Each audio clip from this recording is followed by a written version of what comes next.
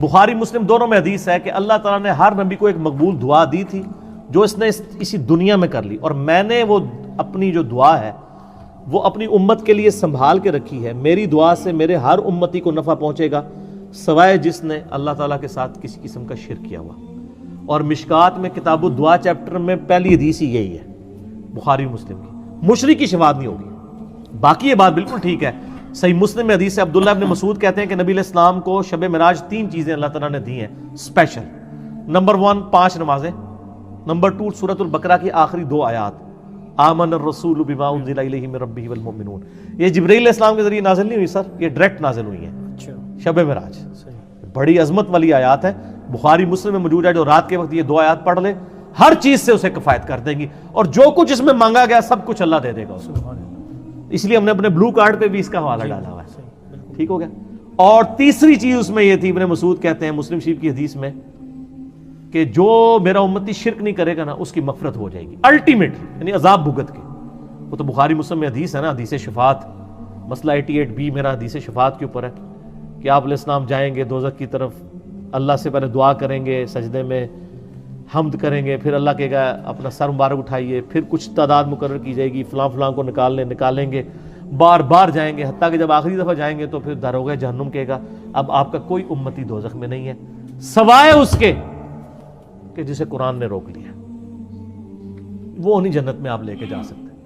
جس کو قرآن روک لے اس کو نبی جنت میں لے کے نہیں جا سکتے۔ قرآن نے کس کو روکا ہے؟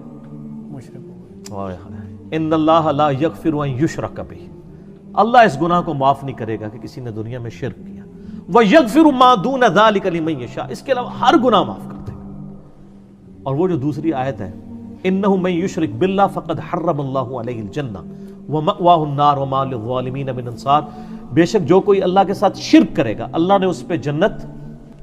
حرام کر دی، اس کا ٹھکانہ دوزخ ہے جس میں ہمیشہ ہمیشہ رہے گا۔ اچھا، اس میں ایک بڑی رکت انگیز حدیث ہے، مجھے یاد آ گئی ضمناً، صحیح مسلم میں حدیث ہے کہ نبی علیہ السلام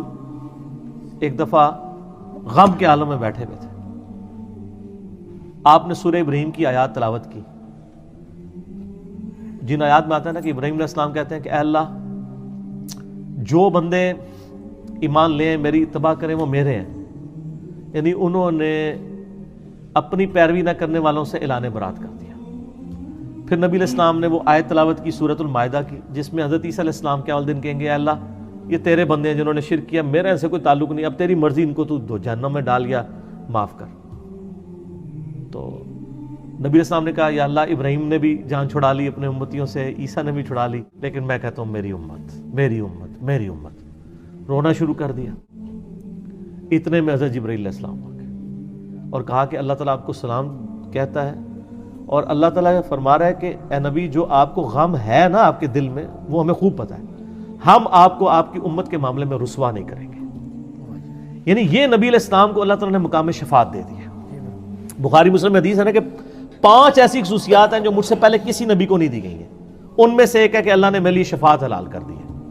یعنی میری دعا کے اوپر شفاعت کا دروازہ قیامت دن کھلے گا۔ تو نبی علیہ السلام کی شفاعت کی برکت سے انشاءاللہ تعالیٰ لوگ جنت میں جائیں گے، اس میں کوئی شک نہیں ہے انشاءاللہ، لیکن وہ شرک نہ کرتے ہوں۔ اور قرآن پاک میں بھی ہے نا کہ وَلَسَوْفَ يُعْطِيكَ رَبُّكَ فَتَرْضَىٰ، اے محبوب عنقریب آپ کا رب آپ کو اتنا دے گا کہ آپ اپنے رب سے راضی ہو جائیں گے۔ وہ یہی دینا ہے نا شفاعت، سر شفاعت بھی تو بیٹھے میں ہم،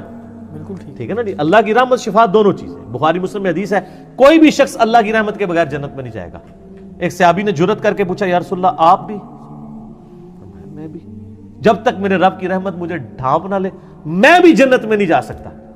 یہ عاجزی کا آپ لیول دیکھیں، بخشے بخشائے شخص کہہ رہا ہے وہ اللہ تعالیٰ سے اپنے آپ کو علیحدہ نہیں کر رہا۔ یہاں تو ذرا سا کوئی اللہ والا ڈکلیئر ہوتا ہے نا، انہوں کہتے ہیں جناب اللہ کیے جانے سے اللہ نہ ملے گا۔ اللہ والے ہیں جو اللہ سے ملا دیتے ہیں، اللہ والے ہوتے ہیں جو کہتے ہیں یہ ساڑھے نال کچھ بھی نہیں ہونا، سب کچھ اللہ ہی ہے۔